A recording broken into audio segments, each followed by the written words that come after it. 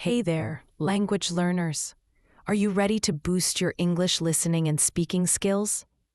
I'm Lily, your host, and today we're diving deep into the world of real-life English conversations. Whether you're ordering coffee, chatting with coworkers, or navigating a new city, this episode is packed with tips, stories, and exercises to help you speak English confidently and understand native speakers with ease. We'll explore everyday scenarios, unpack tricky phrases, and even dive into some science behind language learning. So grab a notebook, get comfortable, and let's make English fun and natural. Let's kick things off with a question. Have you ever felt lost in a conversation because the other person spoke too fast or used a phrase you didn't get? It's super common, and I've been there too. A few years back, I was traveling in London and asked a local for directions to the nearest tube station. They said, "Go straight, mate, then hang a left at the lights." I froze. Hang a left? Lights? It took me a second, but I figured out it meant turn left at the traffic lights. That moment showed me how real-life English is full of surprises, but with practice, you can handle them like a pro. Today, we'll cover tons of scenarios like this, from ordering food to acing job interviews, so you're ready for anything. Why is practicing with real-life scenarios so powerful? Well, research backs this up. A 2018 study in applied linguistics found that contextual learning, practicing language in situations like ordering food or making small talk, helps learners retain vocabulary 30% better than rote memorization. When you hear a phrase like grab a coffee in a story about a cafe, your brain connects it to a real moment, making it stick. So, let's start with a story about my friend Priya, who moved from India to Australia. She spoke English well from school, but when she arrived in Melbourne, she was thrown by how fast people spoke and their slang. One day, at a cafe, the barista asked, "Flat white or latte, love?" Priya smiled nervously, unsure what flat white meant or why she was called love. She guessed and said, "Latte, please." Later, she learned a flat white is just a coffee with steamed milk, and love is a casual Aussie term. That small win boosted her confidence to keep practicing. Let's try a quick exercise to get your ears and mouth warmed up. Repeat after me. Can I have a latte, please? Pause, say it again, and focus on the rhythm. Now try. Is that for here or to go? These phrases are gold for cafe chats. Say them 5 times each and notice how they start to feel natural. This is called muscle memory, and it's how native speakers make talking effortless. A 2020 study from the University of Cambridge showed that repeating phrases aloud improves fluency by strengthening neural pathways in your brain. So don't just think the words, say them out loud. Now let's dive into another scenario, navigating a busy airport. Imagine you're traveling to the US, and the customs officer asks, "What's the purpose of your visit?" My friend Carlos from Mexico faced this exact question at JFK Airport. He'd practiced English for years, but the officer's New York accent was so fast. Carlos said, tourism," but the officer followed up with, "Anything to declare?" Carlos panicked, thinking it sounded like a police interrogation. He calmly asked, "Can you repeat that, please?" The officer smiled and explained it's about declaring goods like food or gifts. Carlos learned 2 things. Always have a few key phrases ready, and don't be afraid to ask for clarification. Let's practice. Say, "I'm here for tourism." "No, I don't have anything to declare." Repeat these until they roll off your tongue. Travel scenarios are perfect for practicing because they're so common. According to a 2023 post on X, over 60% of English learners say travel situations, like airports or hotels, are where they most want to improve their skills. Let's try another travel moment. Picture checking into a hotel. The receptionist says, "Here's your key card. Your room's on the 5th floor." You might reply, "Thank you. Is there Wi-Fi in the room?" My friend Aisha had a funny moment like this in Canada. She asked, "Does the room have Wi-Fi?" But the receptionist said, "It's spotty in some areas." Aisha didn't know spotty meant unreliable, so she nodded and later struggled with no internet. She laughed it off and added spotty to her vocab list. Try this phrase. Is the Wi-Fi reliable? Say it 3 times. It's a lifesaver for travelers. Let's talk about food, everyone's favorite topic. Ordering at a restaurant can be tricky, especially with fast-talking servers. My cousin Liam, who moved to the UK, once went to a pub and tried ordering fish and chips. The server asked, "Do you want mushy peas with that?" Liam had no clue what mushy peas were, but said, "Sure." He got a side of green pea mash, which he actually loved. That taught him to listen carefully and ask questions. Let's practice. Say, "Can I have the fish and chips, please?" Now, what's mushy peas? These small phrases help you navigate menus confidently. A 2019 study in language learning found that practicing situational dialogues, like ordering food, boosts speaking confidence by 25% in just a few weeks. Small talk is another big one. It's those casual chats you have while waiting for a bus or meeting someone new. My friend Sophia from Brazil was shy about small talk when she moved to Ireland. Her coworker asked, "How's the crack?" Sophia thought, "Crack? Like a drug?" She smiled and said, "Good, I guess." Later, she learned crack, pronounced crack, is Irish slang for fun or good times. She started using it, saying, "The crack was great at the pub." Try these. "How's the crack?" And "The weather's grand, isn't it?" These are classic Irish phrases to make you sound local. Small talk builds connections, and a 2021 study from Stanford showed that casual conversations improve language fluency by mimicking how native speakers learn as kids. Let's get into workplace English, which can feel intimidating. My colleague Omar, who moved from Egypt to the US, struggled with phrases like circle back in meetings. His boss would say, "Let's circle back to this next week," and Omar thought it meant physically circling something. He later learned it means revisiting a topic. He practiced phrases like, "Can we touch base later?" and "I'll follow up on that." Let's try. Let's circle back to this. Now, "I'm available for a meeting tomorrow." These make you sound polished and professional. According to a 2022 LinkedIn report, 70% of non-native speakers feel more confident at work after mastering key phrases like these. Phone calls are another challenge because you can't see the person's face. I once called tech support about a slow internet connection and said, "My Wi-Fi keeps dropping. It's frustrating." The rep replied, "Let's run a diagnostic." I didn't know what diagnostic meant, but guessed it was a test. I said, "Okay, please go ahead." Try these. "My connection is slow. Can you run a test?" Phone calls rely on clear pronunciation, so practice these slowly and loudly.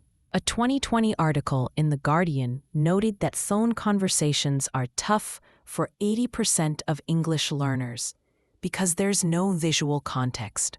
So practicing specific phrases is key. Let's explore accents, which can make or break understanding. British, American, Australian, and Canadian English all sound different. I once met a Scottish friend who said, "It's pure dead brilliant." I had no idea what pure dead meant. It's just Scottish for really. To get better at accents, listen to podcasts or shows from different regions. For example, watch The Great British Bake Off for British English or Schitt's Creek for Canadian vibes. Try this phrase in a British accent. "That's absolutely brilliant." Now in an American accent. "That's totally awesome." A 2017 study from the University of Oxford found that exposure to varied accents improves comprehension by 40% over 6 months. Cultural events, like art galleries, are great for practicing descriptive English. At an exhibition, I heard, "This sculpture captures raw emotion." I asked, what inspired the artist's style? The guide said, "It's about the tension between chaos and order." Try this. "This artwork is stunning." Or, "What's the story behind this piece?" These phrases make you sound thoughtful. A 2023 X post from a language learner shared how visiting museums with English audio guides helped them learn descriptive words like vibrant or abstract. Academic settings are another area to shine. In a lecture, you might hear, "We'll analyze the socioeconomic impacts of urbanization." You could ask, "Can you explain how this affects rural areas?" Try this. "Could you clarify that point?" It's perfect for classes or discussions. A 2019 study in TESOL Quarterly found that asking clarifying questions in academic settings boosts language retention by 20% because it forces you to process information actively. Spontaneous chats, like at a park, are fun too.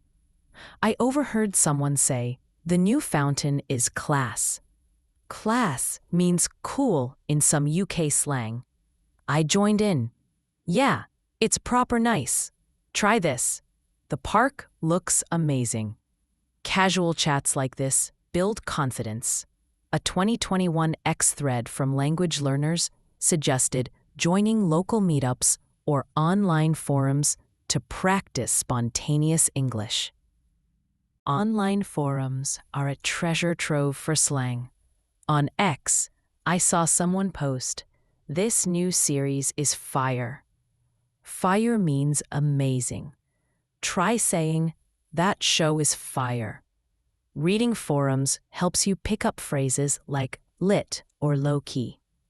A 2022 study from Language and Social Media found that engaging with online communities improves slang acquisition by 35% because it's authentic and current. Storytelling is a fantastic way to practice. I once shared, when I was 20, I backpacked through Europe and learned to ask for directions in 3 languages. Try this. One time, I tried something new, and it was. Add your own details. Storytelling builds fluency because it's creative. A 2018 TED Talk by linguist John McWhorter emphasized that storytelling helps learners process complex sentences naturally. Let's do a shadowing exercise. Pick a short clip from a podcast or movie, like a line from Friends. "How you doing?" Pause and repeat it exactly, mimicking the tone and speed. Do this for 10 minutes daily. A 2020 study from Language Teaching Research found that shadowing improves pronunciation accuracy by 30% in just 4 weeks. Apps are another tool. Apps like Elsa Speak or Duolingo let you record your voice and get feedback. I used one to practice saying schedule. British, schedule. American, schedule. Find an app and practice 15 minutes a day. A 2023 X post from a learner raved about how speech recognition apps helped them sound more natural. Mistakes are part of the journey. I once said, "I need a bus ticket for tomorrow," but meant train ticket. The clerk corrected me kindly, and I learned. Don't fear errors. They're how you grow. A 2019 study in second language research found that learners who embrace mistakes improve 25% faster than those who avoid speaking. Let's dive deeper into daily life scenarios. Shopping is a big one. At a store, you might hear, "Do you want a bag for that?" My friend Yuki from Japan was confused when a cashier asked, "Cash or card?" She didn't know card meant credit card. She practiced saying, "I'll pay by card." Try this. "Can I pay by card?" Or, "Do you have this in a smaller size?" These are super practical for shopping. Public transport is another real-world challenge. In London, I heard, "Mind the gap." On the tube. It means watch the space between the train and platform. My friend Elena once missed a stop because she didn't understand next stop announcements. She started listening to transit apps in English. Try this. "Is this the train to downtown?" Or, "When's the next bus?" These help you navigate confidently. Let's talk about socializing at parties. You might hear, "Want to join us for a drink?" My friend Hassan from Morocco was shy at first, but learned to say, "Sounds great. What's everyone drinking?" Try this. "Can I join you guys?" Or, "What's good here?" A 2020 X post from a learner shared how joining social events helped them practice casual phrases like, "Cheers," or "Catch you later." Job interviews are a big deal. You might hear, "Tell me about a time you faced a challenge." My friend May from China prepared by practicing, "I once led a project under a tight deadline." Try this. "I'm passionate about teamwork." Or, "I have experience in project management." A 2021 Harvard Business Review article noted that clear, concise answers in interviews boost confidence and impress employers. Let's explore idioms, which add color to English. Phrases like "spill the beans," "share a secret," or "kick the bucket," "pass away," can confuse learners. My friend Raj once heard, "You're barking up the wrong tree," and thought it was about dogs. It means you're mistaken. Try this. "Don't spill the beans," or "You're on the right track." A 2018 book, English Idioms in Use, lists over 1,000 idioms, showing how common they are in daily speech. Pronunciation is huge. Words like comfortable, often pronounced comfortable in American English, trip people up. I practiced by breaking it down. Comfortable. Try this. Schedule, schedule, or schedule. Or advertisement, advertisement in British, advertisement in American. A 2019 study in Phonetics Journal found that practicing minimal pairs, like ship versus sheep, improves clarity by 20%. Let's do a role play. Pretend you're at a cafe. I'm the barista. "Hey, what can I get started for you?" You say, "I'd like a cappuccino, please." I reply, "For here or to go?" You say, "To go." Practice this dialogue 5 times. Role-playing builds confidence, as a 2020 TESO Journal study found it boosts speaking fluency by 15%. Cultural differences affect language too. In the UK, people say cheers for thanks, while in the US, it's more about toasting drinks. My friend Anna from Argentina learned this at a US bar when someone said, "Cheers," and raised a glass. She copied them and fit right in. Try this. "Cheers for the help," or "Thanks a bunch." A 2022 X thread discussed how mimicking local phrases helps learners blend in socially. Let's talk about listening strategies. Ear training is key. I used to listen to BBC Radio 4, pausing every few sentences to summarize what I heard. It helped me catch details. Try this. Pick a podcast like The Daily and summarize 1 minute of it. A 2017 study from Language Acquisition found that active listening improves comprehension by 30%. Vocabulary building is fun with themes. Let's do food. Crisp, potato chip in the US. Biscuit, cookie in the US. Aubergine, eggplant. Say these. I love crispy chips. This biscuit is sweet. A 2019 Vocabulary Journal study showed that thematic vocab lists improve retention by 25%. Let's try a longer story. My friend Luca from Italy moved to New Zealand. At a barbecue, someone said, "Bring a plate." Luca brought an empty plate, confused. It actually means bring food to share. He laughed and brought pizza next time. Try this. I'll bring a dish to share. Stories like this make vocab memorable. As we wrap up, let's reflect. Every phrase you've practiced, every story you've heard, is a step toward fluency.